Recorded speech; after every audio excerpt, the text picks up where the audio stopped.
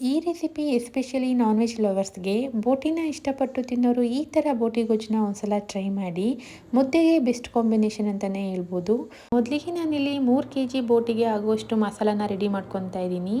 ಈರುಳ್ಳಿ, ಬೆಳ್ಳುಳ್ಳಿ, ಶುಂಠಿ, ಕೊತ್ತಂಬರಿ, ಅರಿಶಿನ, ಚಕ್ಕೆ ಲವಂಗದ ಪೌಡರ್, ಮೆಣಸನ್ನು ಸೇರಿಸ್ಕೊಂಡು ನುಣ್ಣಗೆ ಪೇಸ್ಟ್ ಮಾಡಿ ಸಪ್ರೇಟ್ ಎತ್ತಿಟ್ಕೊಂಡಿದ್ದೀನಿ. ನಂತರ ಒಂದು ಕುಕ್ಕರ್ಗೆ ಎಣ್ಣೆ, ಪುದೀನ, ಮೆಂತ್ಯ, ರುಬ್ಬಿರೋ ಅಂಥ ಮಸಾಲಾನ ಸೇರಿಸ್ಕೊಂಡು ಹಸಿ ಸ್ಮೆಲ್ ಹೋಗೋವರೆಗೂ ಚೆನ್ನಾಗಿ ಫ್ರೈ ಮಾಡಿ ನಂತರ ಇದಕ್ಕೆ ಬೋಟಿನ ಸೇರಿಸ್ಕೊತಾ ಇದ್ದೀನಿ. ಉಪ್ಪನ್ನು ಸೇರಿಸಿ ಮಸಾಲಾ ಜೊತೆ ಬೋಟಿ ಚೆನ್ನಾಗಿ ಫ್ರೈ ಆಗೋಷ್ಟರಲ್ಲಿ ಸಪ್ರೇಟ್ ಒಂದು ಮಿಕ್ಸಿಂಗ್ ಜಾರ್ಗೆ ತೆಂಗಿನಕಾಯಿ ತುರಿ, ಟೊಮ್ಯಾಟೊ, ಚಿಲ್ಲಿ ಪೌಡರ್, ಧನಿಯಾ ಪೌಡರ್ನ ಫೈನ್ ಪೇಸ್ಟ್ ಮಾಡಿಕೊಂಡು ಬೋಟಿ ಜೊತೆ ಸೇರಿಸ್ಕೊತಾ ಇದ್ದೀನಿ.